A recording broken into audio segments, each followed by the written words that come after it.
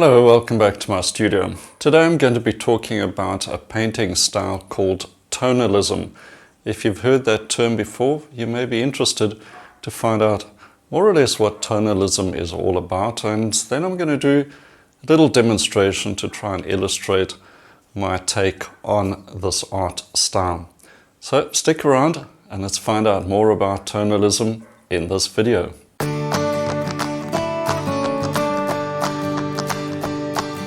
Now you may have heard the term tonalism, but what exactly is it?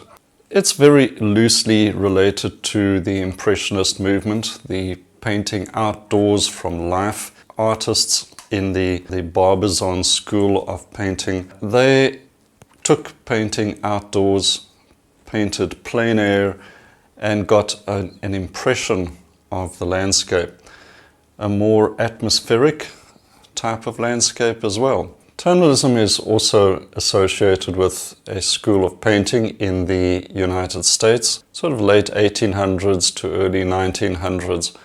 Something more realistic, based on real life, as the Impressionists were trying to do as well.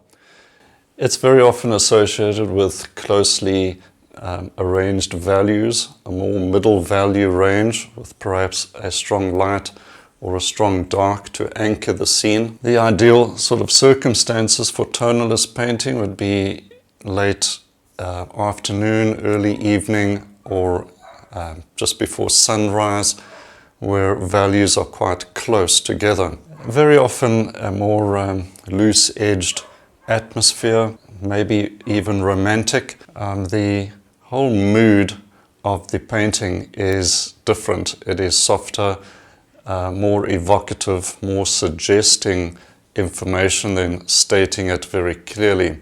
So we're not talking bright blue skies and HD kind of details, but this is a subtle source of information, and it's something that I think draws in the viewer a bit more. I guess you don't see too much bold impasto, but there's always room for impasto, of course.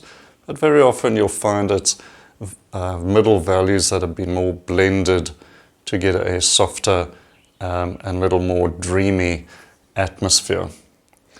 Well, in this demonstration I'm picking a little seascape with a very strong contre-jour light. That's the light coming from the front, which is making the information in the scene disappear. Almost a hazy silhouette with some light on the water. So I'm going to do a little sketch to plan this a bit more, and then a little oil painting as well. Alright, let's dive into this example and see how it goes. This reference should be good for this type of subject. I'm going to start off using my Graphitint paint pan set to create a value study. This is basically a watercolor set with a nice value system with sort of low-key values. Doing a quick sketch on some cold press paper and getting in the main shapes, just getting an idea in my head where different shapes are going to go, rocks and so forth. There's a nice little diagonal line in the foreground which gives some energy to the scene, and it should provide some scope for light and dark as well. I'm just going to paint this in quite roughly, and the Graphitint set that I'm using, I reviewed that a few months back. It's made by Derwent and a very useful set for value studies and preparatory sketches. So have a look for that video if you're interested in this painting system. And just picking a few colors that will be suitable to suggest the light here. This is, I think, sort of a yellow-green I'm using, but it will have the effect of illustrating where I want to put the lightest lights. There's definitely scope for some light on the water as suggested in the reference, so that's going to be an important part of this painting. Using blues and purples to get in the rocks and a few softer colors to suggest a bit of distance on the right hand side there. Also the rocks in the foreground and dark accents will be important to provide a bit of interest in the scene.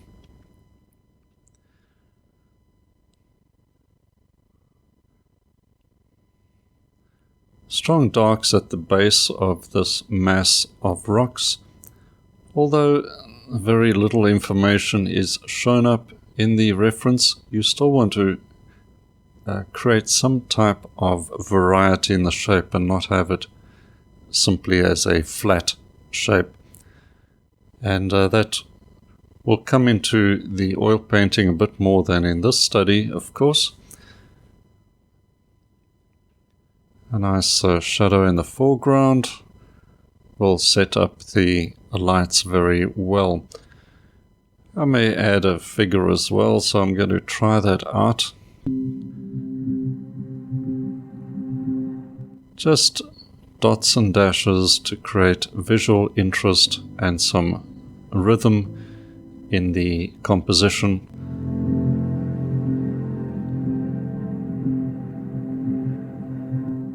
And a light sea in the distance receding away. That should be sufficient, I think, for the sketch to get the main idea across.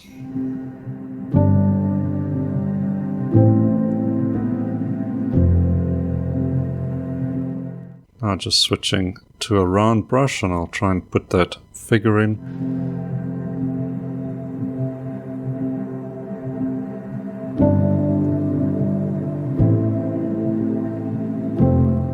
Very often in tonalist landscapes there aren't any figures, but there's no reason why you can't add them in.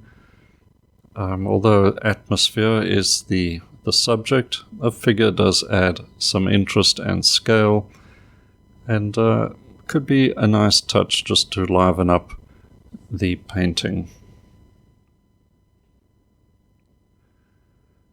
All these little marks add visual cues, a little bit of interest, adding to the light-dark contrast. So I think this has a good tonalist sense to it.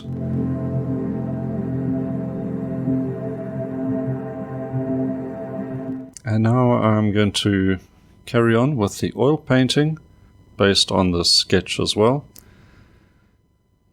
In effect, this is a sketch in oils. I'm going to try and keep it simple, focus on the main elements of the mass shapes and light-dark contrast, but trying to keep things more mysterious, a few softer edges, basic palette of oils. A few differences though. I've added orange and I'm using deep yellow instead of lemon yellow. And the deep yellow will be useful to create nice mysterious greens to bring into the rock colors as well. So starting off pretty much as I usually do with the darkest dark. And I've chosen not to make the darks all misty and soft. I will soften the edges as I go along, but I suppose old habits die hard, and I do like having a good strong dark anchor in the painting. I'm bringing in some of those transparent greens to add a little bit of color temperature changes in the darks as well, and some interest. Also want a little sense of distance as I lighten these rocks up towards the right hand side.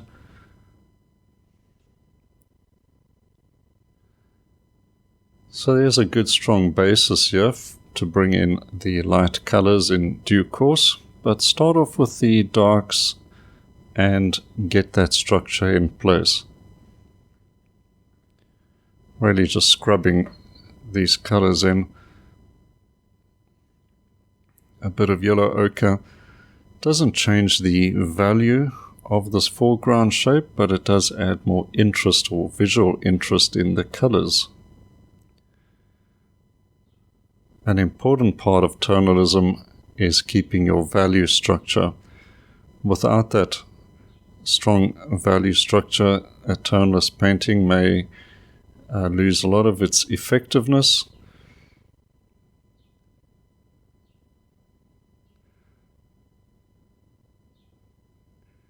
This almost mustard color, you could use perhaps Naples yellow and get a similar color as well. Now I'm going to mix up a color which should be sufficient for the sea. It's kind of a gray, but it's leaning to a violet. And you've got to be careful that you don't mix a mud color or lifeless gray. Try to keep your gray colors colorful. I guess that is the thing with this sort of a range of middle value, and that color should now work nicely against the yellow sky. Mixing a similar sort of gray leaning to the blue-green side for the water now.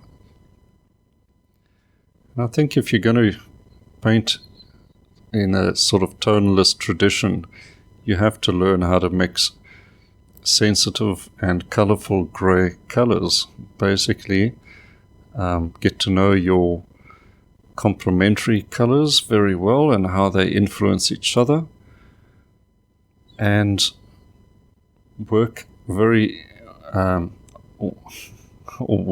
hard at learning color temperature. I think that is a vital skill in any form of painting, but in tonalism it's critical. You're dealing with subtle value shifts for the most part, and color temperature changes are very important to add that extra element of interest to your painting. Well, this is the lightest light, of course. Or I shouldn't actually say it's going to be the lightest light. I'm still going to bring in lights on the water, but in the foreground this is significant light color, and it's working nicely with the diagonal dark shape.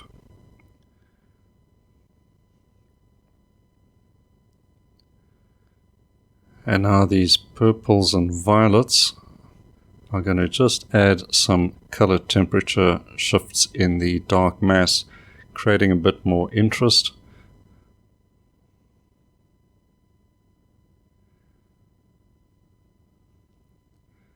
I don't want to lose the value, of course, but I've made it quite dark, and that gives me some scope to work within the range of values suggested in the reference. Getting darker towards the base of the rocks.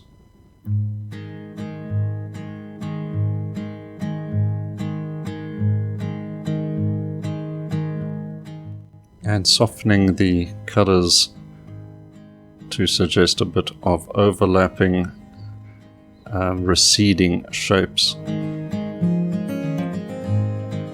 Now some of the foreground shapes, which, as I suggested earlier, add a rhythm and help to break up the painting into a bit more of an interesting composition. I find this type of painting very instinctive.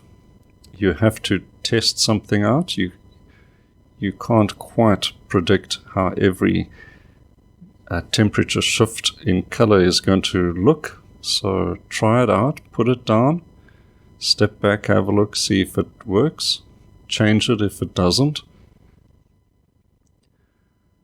I want to bring a suggestion of the sunlight just about to break out over the horizon, so lightening that area up a bit also brings more interest to the sky, so it's not so flat. Softening up the edges and value just a little at that point, And just a touch there to add a suggestion of a bit more drama in the sky. Nothing too much, just enough to add some interest. Now the fun part is the sparkle on the water. Trying things out here, mixing some blues, some greens. I don't want it too simple, as in just putting down broken white, but having a sort of a variety here, these greens reacting with the purples and violets in the rocks. A bit of a complementary relationship working there, so try that out. Just play with color, use your color wheel to confirm a few contrasting complements, etc., and have a go. Of course, who can resist putting down sparkles like this? When to stop? Well, you must just assess your painting and decide if you've got enough. I tend to put in too much, but it's a lot of fun. A few sort of broken violet colors in the foreground. So overall, I'm getting a sort of a nice feel to this. I think it is within the tonalist idea. I have to restrain myself a little, I suppose, because I like to put in a lot more color and value contrast, but I think this is working out not too bad. A bit of information in the sea, but keeping it more subtle than in the reference. I want the sea to recede into the background more, so nothing too high contrast there, just to break up the flat shape. So I think I'm going to add a figure into this painting. I'm not entirely sure how well it's going to work, but I want to have a go at least. Not forgetting a few dark accent shapes here and there.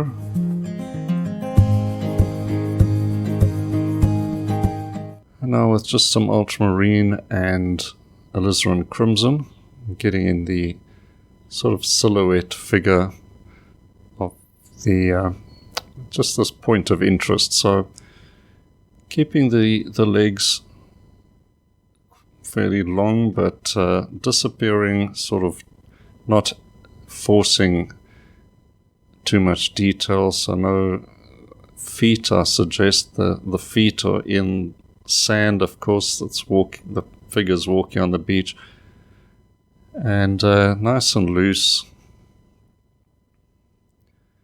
Let's get the tape off and have a closer look. Overall, I've enjoyed this painting. Now it's your turn. Well, I hope you enjoyed this little introduction to tonalism, and maybe it's given you some ideas and inspired you to try something similar. And at the time of making this video, we're heading into the new year, so I wish you all the best with that. And keep creative, keep painting. And if you want to get some more inspiration, remember the free painting course I've got on offer here, and plenty of other information in my painting school. Don't forget to subscribe to the channel, hit the notification bell so you don't miss any more videos, and join me this year for a lot more painting adventures. All right, until next time, keep well and happy painting.